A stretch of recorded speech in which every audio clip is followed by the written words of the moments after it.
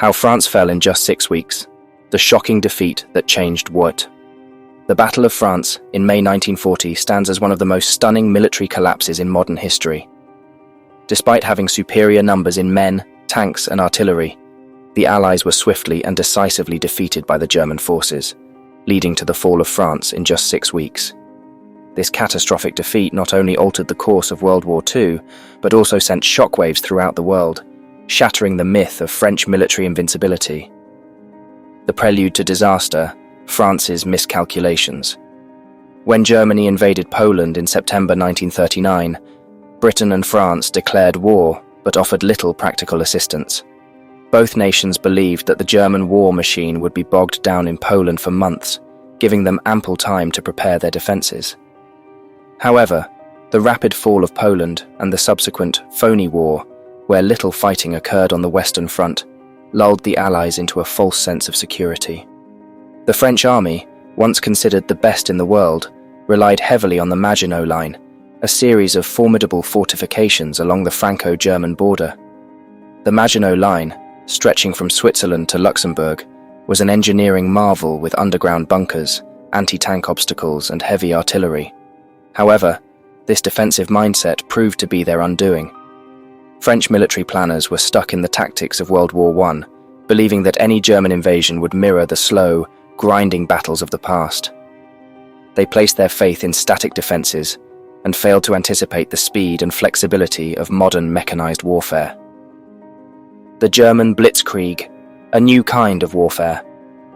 Adolf Hitler, driven by a desire for revenge and expansion, ignored the cautious advice of his generals and demanded an immediate attack on France. Several invasion plans were proposed, but they were all scrapped in favor of a bold and risky strategy devised by General Erich von Manstein. Known as the Sickleschnitt, or sickle-cut plan, this strategy aimed to bypass the Maginot Line by attacking through the Ardennes, a region the French considered impassable for large armoured forces. On May 10, 1940, Germany launched Fall Gelb, Case Yellow, the codename for their offensive in the west. The Germans committed 141 divisions, including 10 panzer divisions, totaling around 3.5 million men. In comparison, the French and their British allies fielded 144 divisions, with approximately 3.3 million men. Despite similar numbers, the quality and coordination of German forces were vastly superior. The German advance was led by Panzergruppe Kleist, commanded by General Ewald von Kleist, which consisted of the 1st and 2nd Panzer Divisions under General Heinz Guderian. The spearhead of this force pushed through the dense forests of the Ardennes, covering over 60 miles in just 2 days. The Germans used over 2,500 tanks, such as the Panzer III and the IV, in this operation, supported by the Luftwaffe's tactical bombing, particularly by Stuka dive bombers. The speed and surprise of this attack, coupled with the close coordination of infantry, tanks, and aircraft, epitomized the Blitzkrieg, lightning war, tactic, leaving the French and British forces scrambling to respond. The German panzer divisions aimed to break through and encircle the Allied forces, cutting them off from their supply lines and forcing them into surrender. Allied disarray, leadership failures, and tactical blunders. The Allied response to the German invasion was hampered by several critical failures. Communication breakdowns, conflicting orders, and indecisive leadership plagued the French High Command. General Maurice Gamelin, the French commander-in-chief, operated from a distant headquarters with outdated communications, unable to respond swiftly to the rapidly changing situation on the front. The French had placed their best units, including 40% of their motorized forces, in Belgium and northern France, expecting the main German thrust to come through these regions. This assumption was based on their experiences in World War I and the fact that Belgium was perceived as the most likely invasion route. However, the Germans had intentionally drawn the Allies into Belgium with a feint attack, Army Group B, while their main force, Army Group A, drove through the Ardennes. The French also underestimated the German ability to maneuver through the difficult terrain of the Ardennes. Believing it would take the Germans several days to break through, the French had left this sector lightly defended, with only 4 weak infantry divisions of the French Ninth Army, lacking any significant anti-tank defences. As the German panzer divisions broke through, the French government and military leaders were gripped by panic. The rapid collapse of their defences shattered the morale of both the troops and the civilian population. In Paris, there was a sense of disbelief as the German tanks rolled through the countryside, seemingly unstoppable. The fall of Paris, the final blow. By May 20th, German forces had reached the English Channel, cutting off over 1 million British, Belgian and French troops in northern France. The British Expeditionary Force, BEF, found itself trapped along the coast, and in a desperate bid to save its army, the British launched Operation Dynamo, the evacuation of Dunkirk. Over the next 9 days, more than 338,000 Allied soldiers were rescued, but much of their heavy equipment, including 65,000 vehicles and 2,472 field guns, had to be abandoned, leaving the French army critically weakened. Despite the evacuation at Dunkirk, the situation for France was dire. The German forces, with their superior coordination and air support from the Luftwaffe, pressed their advantage, launching a second offensive on June 5th, known as Fall Rot, Case Red. This phase of the operation targeted the weakened French defences along the Somme and Aisne rivers. The Germans committed 130 divisions, including 10 panzer divisions, against the remaining French forces, who had now lost the ability to mount a coordinated defence. The French army, now stretched thin and with little air support, was unable to resist the German onslaught. By June 9th, the Germans had broken through the French defences, and with Paris now within reach, the French government fled the capital. On June 14th, German troops entered Paris unopposed.